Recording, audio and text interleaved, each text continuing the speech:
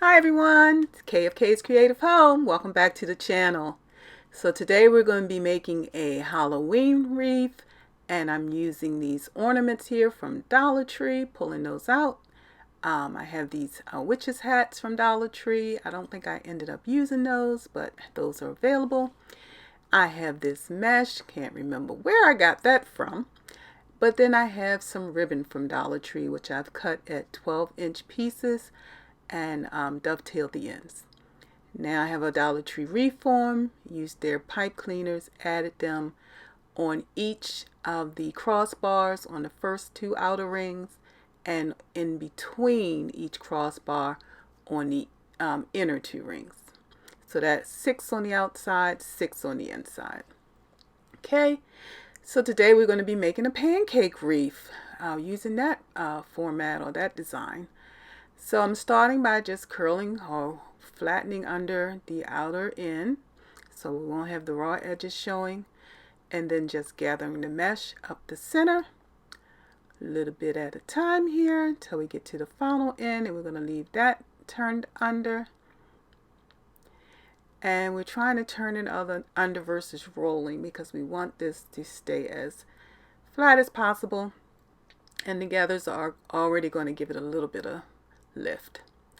Once we do that, we take the ends and overlap them, and what I tried to do on each end was on one side have the purple overlap, on the other side have the orange overlap, because this mesh has orange, black, and purple, so that way we can get a little bit more mix of color.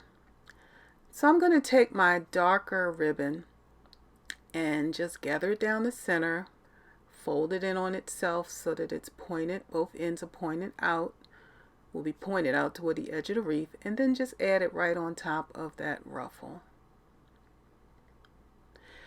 I'm not going to cut my pipe cleaners at this time because I have the ornaments and the witches hats that I'm thinking about adding into this wreath, but I am going to go ahead and twist it to the end because I think like if I use the ornaments, I can just stick it through the opening at the top of the ornaments. Okay, so I'm going to repeat this process 6 more times until I get all of the outer pipe cleaners filled in, and then we're going to do the inner ones. So for this next step, let me just show you again. The mesh goes in so that each side is going toward the side to side, and not up and down. Then I'm overlapping the ends.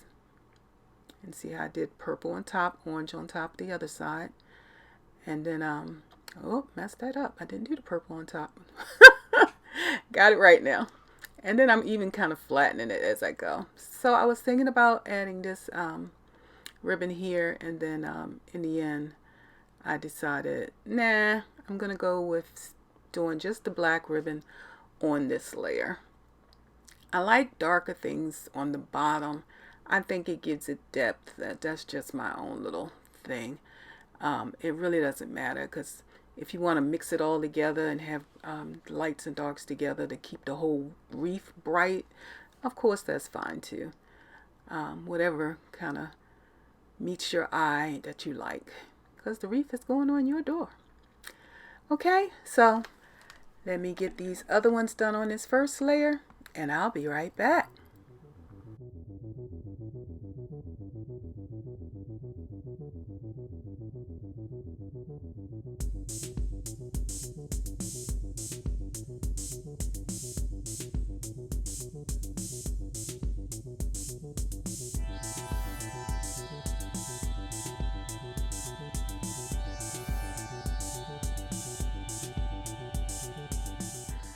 So I have all 6 of my pancake ruffles done on the bottom layer, and now I'm coming to the inner pipe cleaners, and I'm doing the same ruffle and overlapping the ends just like before, getting this pretty much flat as possible. And then for my top layer, I've decided I will add all of my lighter color ribbon. So all of that bright white ribbon with those different colors will be on the top. I think that'll stand out and be really cute. So that's what I was going to do for all 6 of the pipe cleaners that were on the inner rings. Now, if you're enjoying the video, please don't forget to give it a thumbs up and share it with others. And if you're not a family member, consider hitting that button and ringing the bell so you'll be notified when new videos are released. Okay, since this is the same method over and over again, I'm going to finish these 6 and then I'll be right back.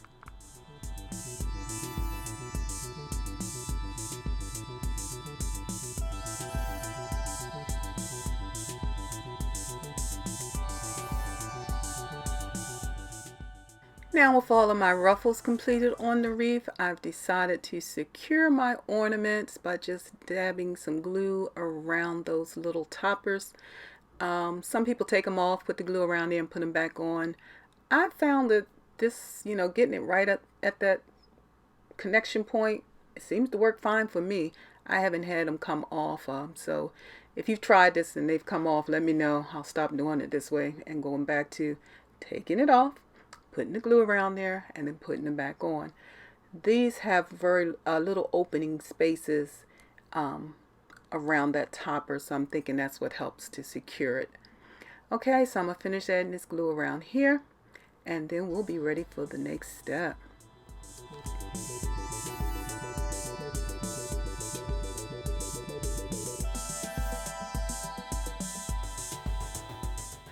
So I was adding these on. What I decided to do was to take the pipe cleaner, stick it through the little opening in the topper, and then just wrap the pipe cleaner around and around and around.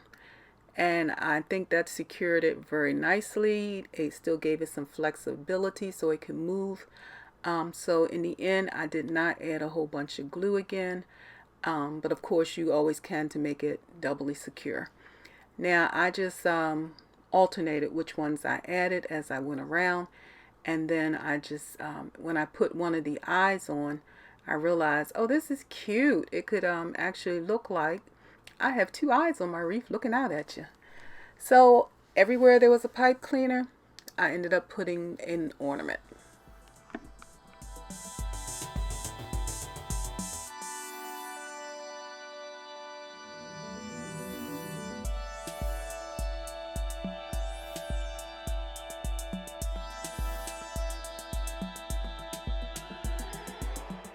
So I'm adding my last ornament, and once I finished, I decided it was enough because this is supposed to be a flatter wreath because it's a pancake wreath, and it fits a little easier between your door and your storm door. So I was like, yeah, I think it's full enough. I don't want to add so much that it gets real full again. Look at those eyes looking at you. Aren't they cute? All right, I thank you for spending this time with me, and I'll be talking with you again real soon.